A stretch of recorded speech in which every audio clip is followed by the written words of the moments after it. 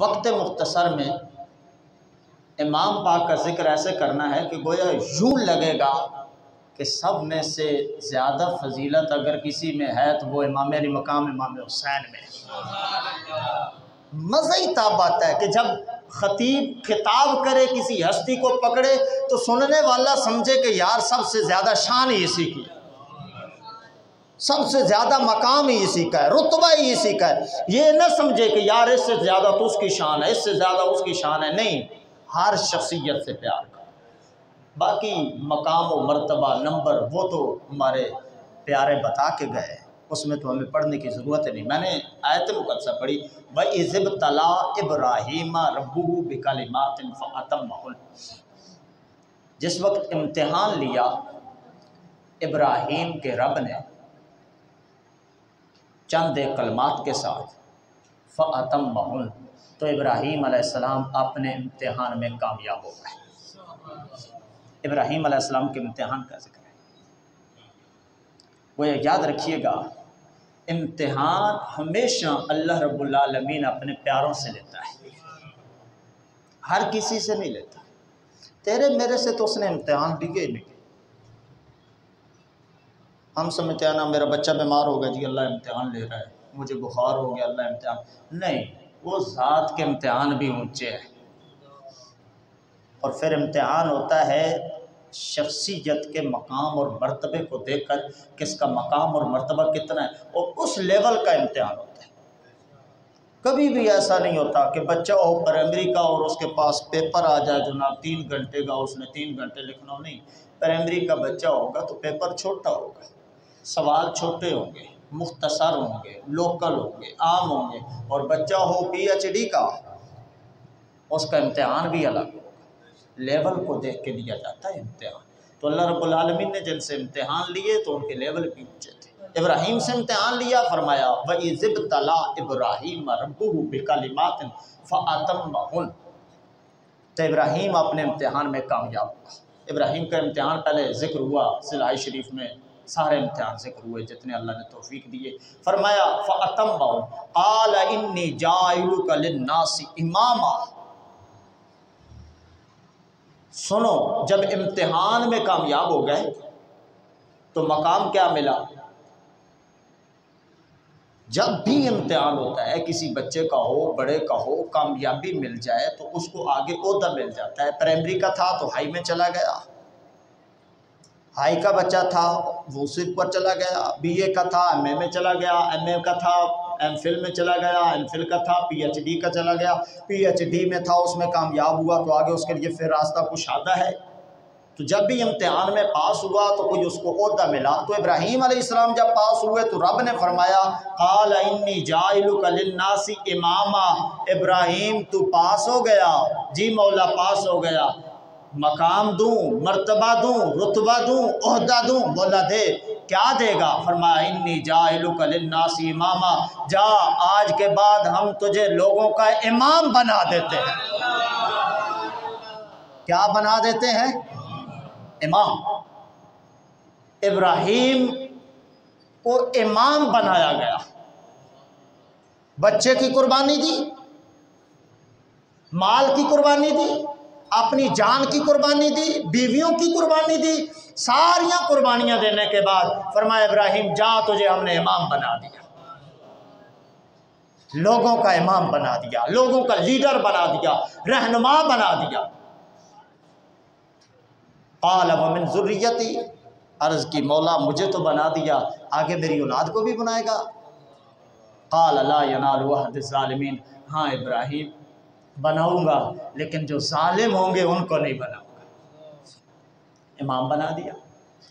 اب ابراہیم علیہ السلام ایک دعا فرما رہے ہیں، مولا تو نے مجھے امام تو بنا دیا، یہ تو تیری عطا ہے، تو نے خود بنا دیا، میں نے امامت مانگی نہیں کہ میں کامیاب ہوا ہوں مجھے امام بنا دے، میں نے نہیں مانگی، تو نے خود بنایا، لیکن میں تیرا بندہ ہوں، تیرا نبی ہوں، تیرا رسول ہوں، تیری مخلوق ہوں، تو خالق ہے، میں مملوک ہوں، تو مالک ہے، حق تو ہے میرا میں تجھ سے کچھ مانگوں۔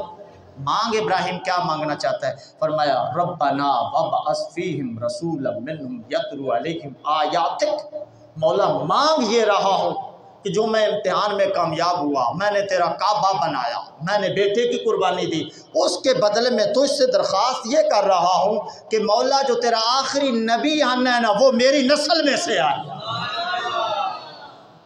مانگا یہ، امامت رب نے عطا کی، امامت رب نے دی اور بن مانگے دی، اور میرے مصطفیٰ کو ابراہیم علیہ السلام نے خود ہاتھ اٹھا کر مانگا کہ تیرا جو آخری نبی آنا ہے، جس پہ تیری نبوت ختم ہونی ہے، جس کے بعد کوئی نبی نہیں آنا، نبوت کا تاج جس نے پہننا ہے، مولا اس کو مانگ رہا، اس کو میری آل میں سے کرنا، اس کا بابا میں بننا چاہتا ہوں، اس کا دادا میں بننا چاہتا ہوں، میری اولاد سے ہو۔ مزے کی بات سنو، جس پتھر پہ کھڑے ہو کر ابراہیم علیہ السلام نے یہ دعا کی تھی، ربنا وابعث فیہم رسولا منہم، کہ میرے مولا میری اولاد میں سے، میری ذریت میں سے آخری نبی بنانا، آخری نبی لے آنا، اسی پتھر کے اوپر جب کھڑے تھے تو پتھر پگھل گیا اور ابراہیم کے قدم پتھر میں پیوست ہو گئے۔ آج بھی جو گئے ہیں مقام ابراہیم انہوں نے دیکھا ہوگا، پتھر کے اوپر ابراہیم کا قدم آج بھی لگا ہوا ہے۔ کتنی صدیاں گزر گئی، سوچو 5000 سال اس سے کم و بیش گزر گئے، اور دنیا والوں پتہ نہیں کتنے نشان تھے مٹ گئے، لیکن آج بھی مقام ابراہیم مٹا، نشان مٹا کیوں؟ مٹانے والے بھی بڑے تھے، بڑے بڑے نشان مٹائے جاتے رہے، لیکن ابراہیم کا وہ نشان نہیں مٹا۔ سوچئے کیوں نہیں مٹا؟ اس لیے اس پتھر پہ کھڑے ہو کر ابراہیم نے مصطفیٰ کو چاہا تھا۔ میں بات کو سمجھانے کی کوشش کر رہا ہوں، سمجھنا۔ اس پتھر پہ کھڑے ہو کر ابراہیم نے مصطفیٰ کو چاہا، وہ نشان نہ مٹا نہ مٹے گا، نہ مٹ سکا۔ جس پتھر پہ کھڑے ہو کر ابراہیم مصطفیٰ کو چاہے وہ نشان نہ مٹے۔ اب سوال ہے میرے مصطفیٰ نے کس کو چاہا؟ سوچئے، ابراہیم نے مصطفیٰ کو چاہا، مصطفیٰ نے کس کو چاہا؟ مصطفیٰ نے اپنے کندھوں پہ کس کو بٹھایا؟ مصطفیٰ نے اپنی گود میں کس کو بٹھایا؟ مصطفیٰ نے اپنی زبان کو کس کو چسایا؟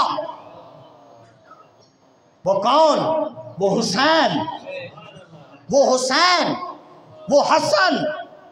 تو یاد رکھنا، مصطفیٰ کو ابراہیم چاہے تو مقام ابراہیم سے ابراہیم کا نشان نہ مٹے۔ کیوں؟ اس لیے مصطفیٰ کو چاہنے سے جو نشان لگے وہ نہیں مٹتا۔ تو یاد رکھیے، جس کو میرا مصطفیٰ چاہے قیامت کی صبح آ سکتی ہے، اس کا نام کبھی مٹ سکتا نہیں، وہ زندہ رہے گا۔ زندہ تھا حسین، زندہ ہے حسین، اور قیامت کی صبح تک زندہ رہے گا حسین۔ دنیا والوں نے حسین کو سمجھے ہی نہیں۔ حسین ہے کون؟ سنو میرے محبوب کے غلاموں، میرے مصطفیٰ کے غلاموں، جس وقت امام علی مقام امام حسن اور حسین پیدا ہوئے نا، مولا علی فرماتے ہیں حسن پیدا ہوئے تو میں نے ان کا نام رکھا تھا حمزہ۔ کیا نام رکھا تھا؟ حسین پیدا ہوئے تو میں نے نام رکھا جعفر۔ حسن اور حسین بیٹے کس کے ہیں؟ اور بولو، مولا علی رضی اللہ تعالیٰ عنہ کے بیٹے ہیں۔ آپ خود فرماتے ہیں کہ جس وقت بڑا بیٹا میرا پیدا ہوا نا، میں نے حمزہ نام رکھا، جب چھوٹا پیدا ہوا تو میں نے جعفر نام رکھا۔ اور سنیے حسن اور حسین کون ہیں؟ جب دونوں کے نام رکھ لیے نا، میرے کریم آقا علیہ السلام نے مجھے بلایا، علی جی یا رسول اللہ، میری بات سنو، یا رسول اللہ حکم ہو۔ فرمایا علی ان بچوں کا نام کیا رکھا ہے؟ یا رسول اللہ ایک کا نام حسن، ایک کا نام جعفر رکھا ہے اور ایک کا نام حمزہ رکھا ہے۔ فرمایا نہ علی، بات سن، مجھے اوپر سے آرڈر آیا ہے، مجھے اوپر سے آرڈر آیا ہے، مجھے وحی آئی ہے، مجھے میرے رب نے کہا ہے ان کا نام حمزہ اور جعفر نہیں، ایک کا نام حسن رکھ دو، ایک کا نام حسین رکھ دو۔ کسی میں جرت نہیں ہے اختلاف کرے۔ حدیث کی کتابیں بھری پڑی ہیں کہ ان کے نام چینج کیے گئے، اور کہاں سے آئے؟ سمجھنے والوں نے سمجھ لینا ہے کہ حسن اور حسین کا معاملہ بچپن میں ہی زمینی نہیں رہا، زمینی نہیں رہا، بچپن سے ہی ان کا معاملہ آسمانی ہو گیا تھا۔ اور جس کا نام ہی آسمان سے آیا ہو، پھر تاریخ اٹھا لو، عرب کی تاریخ میں حسن اور حسین کا نام آپ سے پہلے کسی کا نہیں تھا، نہیں تھا کسی کا۔ اٹھانا ہو سکتا ہے کسی کو مل جائے تو میرے پاس لانا، قاری صاحب آپ تو کہہ رہے تھے نہیں تھا، ہے، میں ذمہ دار ہوں، کسی کا نہیں تھا۔ پھر آیا کہاں سے؟ میرے مصطفیٰ نے فرمایا حسن اور حسین کا نام جنت سے آیا ہے۔ اچھا، پھر جنت سے جب آیا تو عاطف صاحب جنت میں کتنی حوریں ہیں؟ کسی حور کا تو ہوگا، جنتیوں میں سے تو کسی کا ہوگا۔ یاد رکھیے جنت سے آیا ہے پر جنت میں بھی کسی کا نہیں تھا۔ کہاں سے آیا؟ میرے مصطفیٰ کریم صلی اللہ علیہ وآلہ وسلم نے فرمایا اللہ پاک نے یہ دونوں نام چھپا کے رکھے تھے، چھپا کے رکھے تھے، اس لیے کہ یہ دونوں میرے محبوب کی چاہتے ہیں، میرے محبوب کا پیار ہے، میرے محبوب ان سے پیار کرتے ہیں۔ حسن اور حسین کا نام بھی ایسا ہونا چاہیے جو پہلے کسی کا نہ ہو۔ کیوں؟ اس لیے میرے مصطفیٰ جیسا بھی کوئی نہیں، حسن حسین جیسا بھی کوئی نہیں۔ یہ نام کہیں اور سے نکلا ہے، ادھر میں چلا جاؤں گا تو پھر بات لمبی ہو جائے گی، میں ادھر نہیں جانا چاہتا کہ یہ کہاں سے نکلا، کیوں نکلا، کہاں رکھا گیا۔ یاد رکھیے گا حسن اور حسین وہ ہیں، میرے مصطفیٰ کریم صلی اللہ علیہ وآلہ وسلم نے فرمایا لوگو حسن اور حسین جنت کے دو ستون ہیں، جس طرح تمہاری مسجد کے دو ستون ہیں، میرے مصطفیٰ نے فرمایا جنت کے دو ستون ہیں اور وہ حسن اور حسین ہیں۔ رب نے جنت سے وعدہ کیا میری جنت میں تجھے دو ستونوں سے مزین کروں گا، دو ستونوں سے آراستہ کروں گا۔ جس وقت جنت کو سجا دیا گیا، جنتی جنت میں چلے گئے، جنت سج دھج گئی، عرض کرتی ہے مولا تو نے وعدہ کیا تھا کہ تجھے میں دو ستون عطا کروں گا، مولا وہ دو ستون تو دے جن کی وجہ سے میری زینت نے اور تو گنا ہونا ہے۔ رب نے فرمایا لے جنت تجھے ایک میں نے حسن دیا، دوسرا حسین دے دیا۔ یہ جنت کے دو ستون ہیں میرے مصطفیٰ کریم صلی اللہ علیہ وسلم کے غلام۔ پھر ان کی شان دیکھو، روایات میں آتا ہے میرے کریم آقا علیہ الصلوۃ والسلام سیدہ عائشہ صدیقہ رضی اللہ تعالیٰ عنہ کے گھر سے نکلے، سیدہ فاطمہ الزہرا رضی اللہ تعالیٰ عنہ کے گھر کے قریب سے گزرے تو اندر سے رونے کی آواز آئی۔ میرے آقا علیہ الصلوۃ والسلام اندر گئے، دیکھا حسن اور حسین رو رہے ہیں۔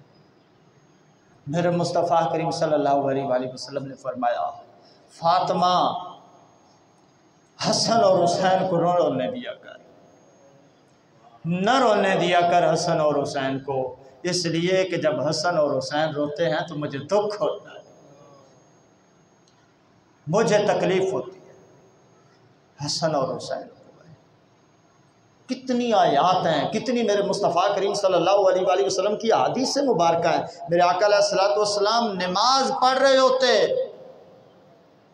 مولا حسین آ جاتے اور کمر پہ بیٹھ جاتے، میرے آقا علیہ الصلوۃ والسلام سجدے سے سار اٹھاتے تو بازوؤں سے پکڑتے اور اپنی گود میں بٹھا لیتے، پھر سجدے میں جاتے، پھر کندھوں پہ آ جاتے، پھر بیٹھتے میرے کریم آقا علیہ الصلوۃ والسلام، میرے مصطفیٰ کریم صلی اللہ علیہ وسلم پھر گود میں بٹھا لیتے۔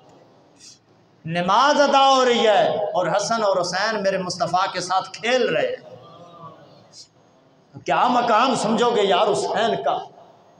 ایک زمانہ تو آیا کہ وقت آیا میرے مصطفیٰ کریم صلی اللہ علیہ وسلم نے نماز پڑھی اور امام حسین رضی اللہ تعالیٰ عنہ نا کمر پہ بیٹھ رہے تھے، آقا سجدے میں جاتے آپ کمر پہ بیٹھ جاتے، آقا اٹھتے آپ گود میں آ جاتے، سجدے میں جاتے کمر، کوئی پیچھے نیا نمازی تھا، نمازیوں کی بھی قسمیں ہیں نا، کوئی کبھی آیا یا کہیں گراں سے آیا تھا، نیا آیا، اس نے پتہ ہے کیا کیا؟ امام حسین جس وقت کندھے پہ چڑھے نا میرے مصطفیٰ کریم صلی اللہ علیہ وسلم کے، اس نے ہاتھ سے اتار دیا، عقل مندی کی کہ نماز ادا ہو رہی ہے اور یہ بچہ کھیل رہا ہے، اتار دیا کندھے سے۔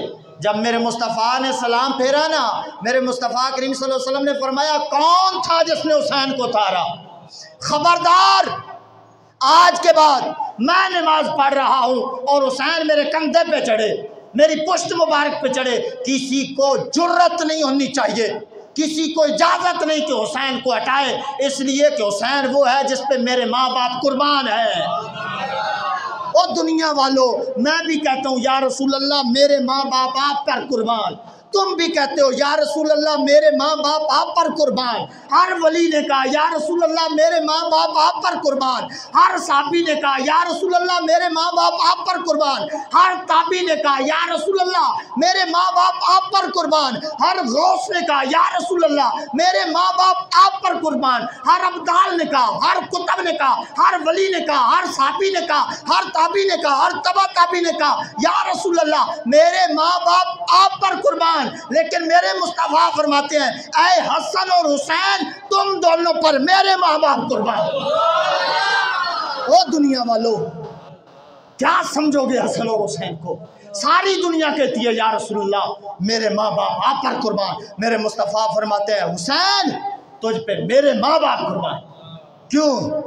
پتا تھا، وہ لوگوں پتا تھا کہ میرا حسین عام نہیں ہے، میرا حسین عام نہیں ہے، ایسے تھوڑی تیاری کی۔ میرے مصطفیٰ کریم صلی اللہ علیہ وسلم کی یہ نواسے 7 سال 7 ماہ اور 7 دن میرے مصطفیٰ کے ساتھ رہے، اور یہی وہ شہزادہ ہے میرے کریم آقا علیہ الصلوۃ والسلام کی گود ہے، دائیں طرف امام حسین بیٹھے ہیں، بائیں طرف حضرت ابراہیم بیٹھے ہیں، میرے مصطفیٰ کریم صلی اللہ علیہ وسلم کے اپنے سگے بیٹے، ایک طرف نواسا ایک طرف بیٹا، جبرائیل امین آ گئے، عرض کرتے ہیں یا رسول اللہ رب سلام عرض کر رہے ہیں، رب کی طرف سے سلام آیا ہے، جواب دیا یا رسول اللہ رب فرما رہا ہے دونوں ہیں، ایک نواسا ہے ایک بیٹا ہے، دونوں پاس نہیں رہ سکتے، ایک میرے پاس بھیج دو، ایک کو دوسرے کا صدقہ بنا دو،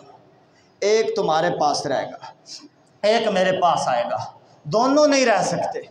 میرے مصطفیٰ کریم صلی اللہ علیہ وسلم نے روایات میں آتا ہے ابراہیم کی طرف دیکھا، آپ کی آنکھوں سے آنسو جاری ہو گئے، میرے مصطفیٰ کریم صلی اللہ علیہ وسلم نے پھر میرے مصطفیٰ نے اپنے نواسے کی طرف دیکھا، حسین کی طرف دیکھا، میرے مصطفیٰ کی آنکھوں سے آنسو جاری ہو گئے، فرمایا جبریل بات سن، اگر میں ابراہیم دوں تو میں اکیلا رہوں گا اور کوئی رونے والا نہیں ہے، لیکن اگر میں اپنا حسین دوں میں بھی رہوں گا، میری بیٹی فاطمہ الزہرا بھی روئے گی۔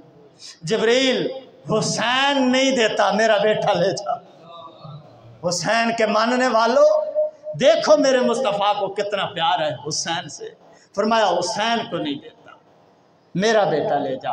روایات میں آتا ہے کہ 3 دن گزرے اس کے بعد میرے مصطفیٰ کے بیٹے کا وصال ہو گیا۔ حسین وہ ہے میرے کریم آقا علیہ السلام کے علماء، اور یہ محرم شریف میں ہم لوگ سمجھتے ہیں کہ حسین کا ذکر کرنا صرف شیعوں کا کام ہے، نہ میرے بھائی، حسین شیعوں کا نہیں، حسین سب کا ہے، حسین، اور جس طرح ہم حسین کو مانتے ہیں اس طرح تو کوئی مانتے ہی نہیں۔ آپ کا 5 وقت نماز پڑھنا یہ حسین کی منشا ہے، یہ حسین کی چاہت ہے، یہ حسینیت نہیں۔ یاد رکھیے گا کہ کپڑے اتارے ہوں، ننگا جسم ہو، جناب دے مار 4:30 ماتم کرے، نماز کا وقت ہو، کوئی پرواہ نہیں، کہ میں حسینی ہوں، نہ، یہ حسینیت نہیں ہے، دھوکہ ہے۔ یہ بیچارے اللہ ان کو ہدایت نصیب فرمائے، اگر ان کے بزرگوں سے بھی پوچھو گے نا، جو ہمارے اہل تشیع حضرات ہیں، ہمارے بھائی ہیں، اللہ ان کو ہدایت دے، ان کے اگر بڑے علماء سے پوچھو گے نا جناب کیا یہ چیزیں جائز ہیں، وہ کہیں گے یہ جائز نہیں ہے۔ میں آپ کو کتنے ویڈیو کلپ دکھا سکتا ہوں، کتنے آپ کو حوالے دے سکتا ہوں، کتنی کتب میں دکھا سکتا ہوں کہ ان کے بزرگوں نے کہا کہ یہ جائز نہیں۔ جو دل نے چاہا جناب یہ حسینیت ہے، او بھائی حسینیت وہ نہیں جو تیرا دل چاہے۔ جناب میرا دل چاہتا ہے کہ جناب محرم شروع ہو تو بندہ جوتی اتار دے، 10 محرم تک جوتی اتارے، یہ حسین سے پیار ہے۔ نہ میرے بھائی، یہ حسین سے پیار نہیں۔ حسین سے پیار یہ ہے کہ وقت شہادت ہو، دشمن سر پہ ہو، جان کا خطرہ ہو، حسین پھر بھی کہیں ٹھہر جا مجھے رب کو سجدہ کرنے دے۔ یہ حسینیت ہے۔ کوشش کرو کبھی بھی نماز قضا نہ ہو، کبھی بھی نماز قضا نہ ہو، اور بالخصوص محرم شریف کا مہینہ آئے تو پھر تو حسین کی یاد میں ایک سجدہ بھی نہیں چھوٹنا چاہیے۔ اور مجھے خوشی ہے ماشاءاللہ جب سے محرم آیا، رمضان کی طرح ہماری مسجد کی بھی رونق تھوڑی بڑی ہے، اللہ پاک نے شعور عطا فرمایا۔ یہ بڑے دن اہمیت کے عامل ہیں، اور بالخصوص آگے یوم عاشوراء آ رہا ہے، 10 محرم کا دن آ رہا ہے۔ 10 محرم کے بارے میں تو یاد رکھیے گا، 10 محرم وہ ہے جو میرے مصطفیٰ کریم صلی اللہ علیہ وسلم کے غلاموں، جس دن حضرت آدم علیہ السلام کی رب نے توبہ قبول کی تھی۔ 10 محرم وہ ہے جس دن حضرت نوح علیہ السلام کی کشتی پہاڑ پہ ٹھہری تھی۔ 10 محرم وہ ہے جس دن حضرت عیسیٰ علیہ السلام پیدا ہوئے تھے۔ 10 محرم وہ ہے جس دن حضرت عیسیٰ علیہ السلام آسمان پہ اٹھائے گئے۔ 10 محرم وہ ہے جس دن حضرت موسیٰ علیہ السلام کی اللہ نے مدد فرمائی تھی۔ اور لوگوں 10 محرم تو وہ ہے جس دن اللہ پاک نے فرعونیوں کو غرق کیا تھا۔ تم کیا جانو 10 محرم کیا ہے؟ ایک روایت میں نے پڑھا کہ بصرہ کا نا ایک امیر ترین شخص تھا، اس کا طریقہ کار یہ تھا کہ جب 10 محرم آتا نا، 10 محرم کی رات کو گھر میں اہتمام کرتا، لوگوں کو بلاتا، کہتا قرآن کی تلاوت کرو، لوگ قرآن کی تلاوت کرتے، ذکر و اذکار کرتا، ساری رات 10 محرم والی، یعنی 10ویں کا جب چاند نظر آ گیا تو اس رات ذکر و اذکار کرتا، صبح غریبوں کو کھانا کھلاتا، صبح مسکینوں کی خدمت کرتا۔ اس کا طریقہ کار یوں چلا آ رہا تھا کہ ساری زندگی اس کی اس طرح گزر رہی تھی۔ اس کے پڑوس میں نا ایک بچی تھی، اپاہج، بیمار تھی، معذور تھی۔ اس نے اپنے والد سے پوچھا کہ ابا جان، یہ ہمارا جو پڑوسی ہے امیر ترین، ہر سال 10 محرم کو یہ گھر میں یہ کیا کرواتا ہے؟ اس کے گھر لوگوں کا جمع غفیر ہوتا ہے، قرآن کی تلاوت کرتے ہیں، یہ کیا معاملہ ہے؟ تو والد نے بتایا بیٹا یہ 10 محرم ہے، اور 10 محرم بڑی عظمت و شان والا دن ہے، اس کے بڑے فضائل ہیں، اس لیے یہ رات کو یہ اہتمام کرتا ہے۔ تو اس بچی نے کیا کیا کہ ساری رات گھر والے سو گئے، وہ بچی سوئی نہیں، وہ ساری رات ان کی تلاوت سنتی رہی، ساری رات ذکر و اذکار سنتی رہی۔ جب صبح کا وقت آیا نا، اس نے کہا مولا میں نہیں جانتی 10 محرم کی رات یہ کتنی فضیلت والی رات ہے، مولا مجھے کچھ علم نہیں، لیکن میرے بابا نے بتایا مولا تجھے میں اس رات کا واسطہ دیتی ہوں، اور یہ جتنے لوگ ذکر و اذکار کرتے رہے ان کا واسطہ دیتی ہوں، مولا میری ساری تکلیفیں دور فرما۔ میں نے خود پڑھا کہ صبح کا وقت ہوا نا، والد اٹھا تو وہی بیٹی ٹھیک ٹھاک چل پھر رہی تھی۔ پوچھا کیا ہوا؟ کہا کچھ بھی نہیں، بس اس مولا کو 10 محرم کا واسطہ دیا، اس نے مجھے شفا دے دی۔ ضروری نہیں 10 محرم کو آپ نیاز دیں، 9 کو دیں۔ محرم شریف میں امام علی مقام امام حسین رضی اللہ تعالیٰ عنہ کے ساتھ محبت کا اظہار لازمی کریں، ضروری نہیں آپ من و جناب حدود کی سبیل لگائیں۔ ایک جگ پانی کا بنائیں، مشروب بنائیں، اس پہ ختم دلائیں، تقسیم کر دیں، سبیل لگا دیں، یزیدیوں کو پتہ چل جائے پانی ہم نے بند کیا تھا، 1400 سال گزر گئے، حسین کے نام پہ آج بھی پانی چل رہا اور قیامت تک یہ چلتا رہے گا انشاءاللہ تعالی۔